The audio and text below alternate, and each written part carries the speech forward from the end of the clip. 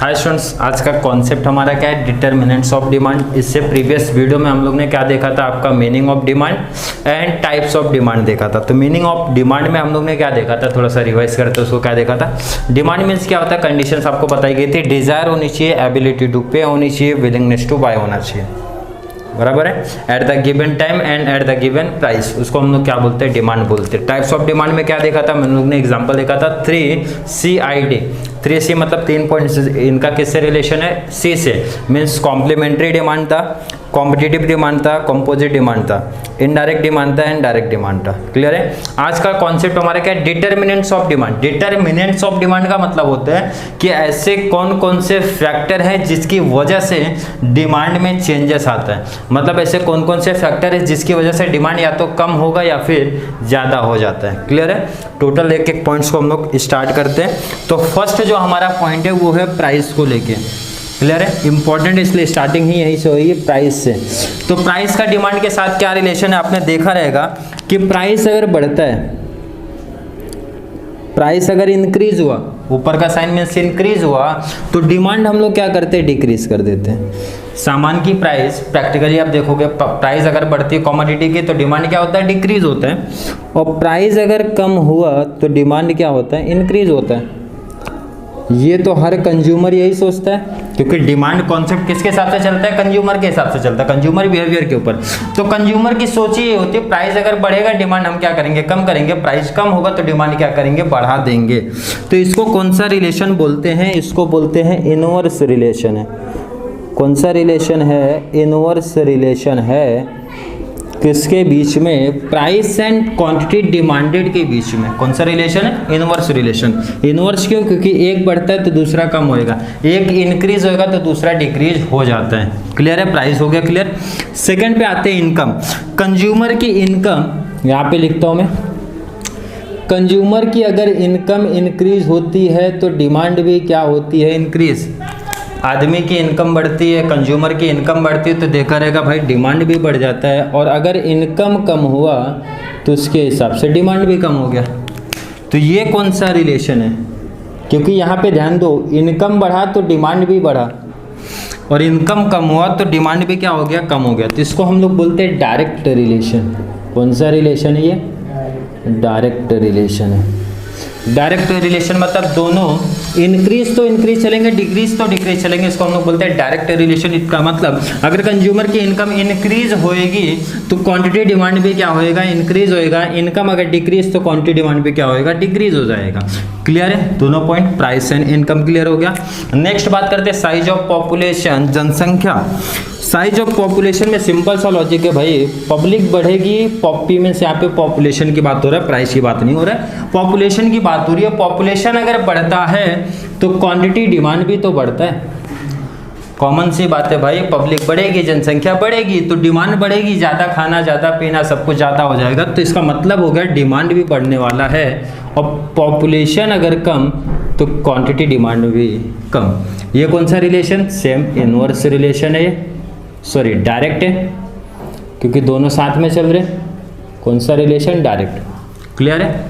Population का भी simple सा कॉन्सेप्ट है, साइज ऑफ पॉपुलेशन इंक्रीज होएगा तो quantity demand will also increase.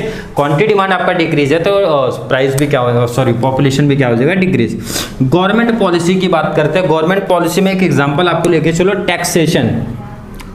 Tax की बात करो, टैक्सेशन पॉलिसी बहुत लोग अलग से ही पॉइंट रखते हैं, तो मैं इसको गवर्नमेंट पॉलिसी के अंडर ले रहा हूँ टैक्सेशन, क्योंकि गवर्नमेंट ही तो डिसाइड करती है टैक्स। एग्जांपल ले लो ना भाई, टैक्स अगर इंक्रीज हुआ, प्रैक्टिकल सोचो, टैक्स अगर इंक्रीज हुआ, इस पे टैक्स ज्यादा लगा तो सेलर इसको ज्यादा प्राइस में बेचेगा, ज्यादा प्राइस में बेचेगा तो डिमांड क्या होएगा? कम। मतलब टैक्स रेट में अगर बढ़ेगा तो डिमांड क्या होगी? कम। और टैक्स रेट अगर कम हुआ तो डिमांड क्या होएगा? ज्यादा। क्लियर हो गया? सिंपल सा लॉजिक है। और ये भी कौन सा रिलेशन है? Inverse relation. गवर्नमेंट पॉलिसी में कोई दिक्कत नहीं है, टैक्स रेट अगर गवर्नमेंट बताती है इस पर टैक्स ज़्यादा लगेगा तो सेलर इसको ज़्यादा प्राइस में बेचेगा, तो प्राइस तो पहले ही बोला है इनवर्स रिलेशन है, डिमांड हमारी क्या होगी, कम होगी। अब यहाँ पे ध्यान दो, नेक्स्ट पॉइंट की बात करते हैं, दो प्राइस की बात कर रहे हैं, एक तो सब्स्टिट्यूट गुड्स की बात कर रहे हैं, एक कॉम्प्लीमेंट्री गुड्स की बात कर रहे हैं। सब्स्टिट्यूट गुड्स का मतलब होता है जब एक प्रोडक्ट के बदले में हम लोग दूसरे प्रोडक्ट को यूज कर सकते हैं। For example T and coffee की मैं बात करूंगा, टी कॉफी कौन से है, सब्स्टिट्यूट गुड्स के अंदर इसमें आते हैं। नेक्स्ट हमारा और क्या एग्जांपल ले सकते हो, पेप्सी एंड कोला को देखा था, सब्स्टिट्यूट गुड्स में हम लोग ऐड कर सकते हैं, मतलब टी की जगह पे कॉफी का यूज हम लोग क्या कर सकते हैं, तो ये कौन सा है, सब्स्टिट्यूट गुड्स। तो सब्स्टिट्यूट गुड्स भी क्या करते हैं, डिमांड पे इफेक्ट डालते हैं। फॉर एग्जांपल यहाँ पे लेता हूँ मैं कि टी का अगर प्राइस बढ़ता है, ध्यान देना, अगर चाय का प्राइस बढ़ेगा तो डिमांड किसका चेंज होएगा, कॉफ़ी का। डिमांड किसका चेंज हो जाएगा, कॉफ़ी का, और डिमांड क्या होएगा, बढ़ेगा।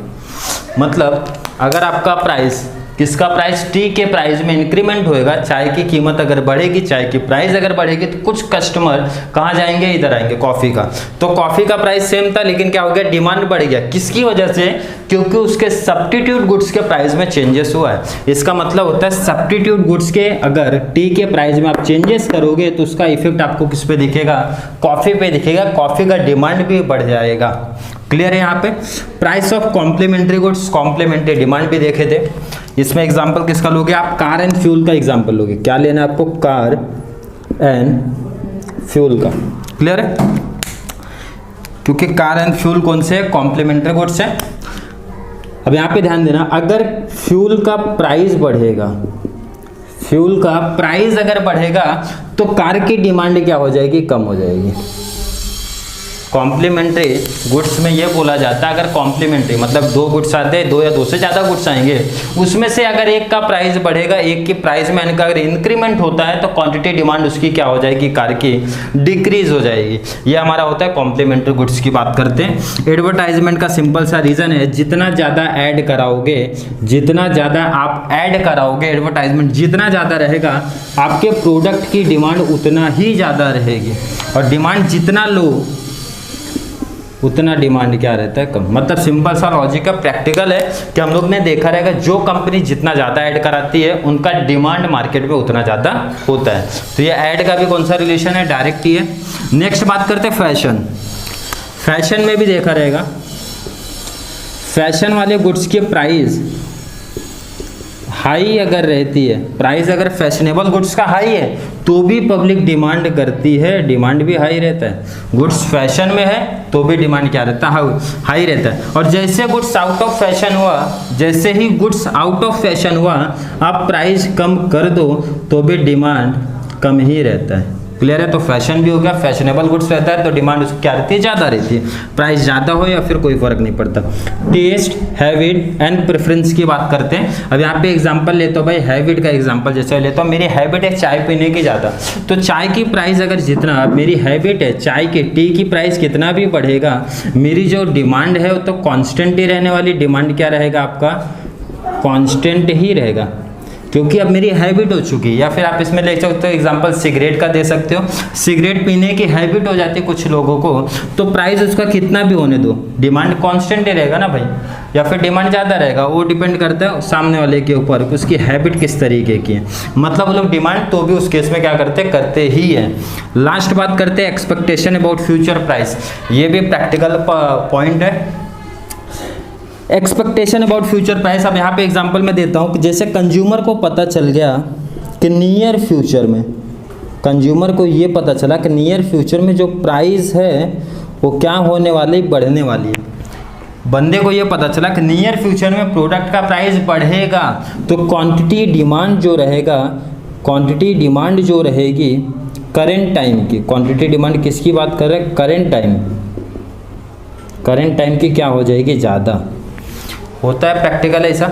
हम लोग क्या करते हैं, सुनने में आया ये सामान की प्राइस बढ़ने वाली है, ऐसा क्या कर लिया, एक्सपेक्टेशन कर लिया, तो डिमांड क्या कर लेंगे, ज़्यादा कर देंगे। मतलब सुनने में आया कि 4-6 दिन के बाद इस चीज़ की प्राइस बढ़ेगी, तो हम क्या करते हैं, सामान फटक से मीन्स अभी परचेस करेंगे, मतलब डिमांड क्या हो जाता है, बढ़ जाता है। इसका अपोजिट भी हो सकता है, नियर फ्यूचर में पता चला प्राइस क्या हो रही है, कम हो रही है आपकी, सुनने में आया कि नियर फ्यूचर में प्राइस आपकी कम होने वाली है, तो आप क्या करोगे, करंट टाइम पे डिमांड क्या कर दोगे, कम कर दोगे, कम खरीदोगे। जब प्राइस कम होगी देन तो आप परचेज करोगे सामान को। तो ये हो गए आपके determinants of demand. Short notes questions में आपको पूछा जाता है। टोटल 10 डिमांड्स मैंने यहाँ पे लिखा है, पॉइंट्स आप देख लो। 2 हो गया, 3 4 5 6 7 8 9 10। आपके टेक्स्ट बुक में और भी दिया है, नेचर ऑफ प्रोडक्ट भी दिया है, क्लाइमेट कंडीशन को आप ऐड कर सकते हो, जो भी आपको इजी पड़ेगा। क्लाइमेट कंडीशन भी क्योंकि क्या करता है, डिमांड पे इफेक्ट डालता है। क्लाइमेट कंडीशन के हिसाब से प्रोडक्ट की डिमांड क्या होती है, चेंजेस होते रहती है, तो भी आप ऐड कर सकते हो। इसमें से आपको शॉर्ट नोट्स के हिसाब से कितने पॉइंट्स रेडी करने हैं, 8 पॉइंट्स। तो आपको जो 8 पॉइंट्स ईजी लगने वाले हैं वो आप क्या करो, इसमें से रेडी कर दो। जिसमें से सबसे इंपॉर्टेंट कौन सा है, आपका प्राइस, क्योंकि प्राइस के बेस पे आगे आपके लेक्चर्स में क्या मुलाकात होगी, लॉ ऑफ डिमांड पढ़ोगे, किसके बेस पे, प्राइस के बेस पे। तो ये आपका क्या हो गया, डिटर्मिनेंट्स ऑफ डिमांड यहाँ पे क्या हो गया, कंप्लीट हो गया। Thank you so much.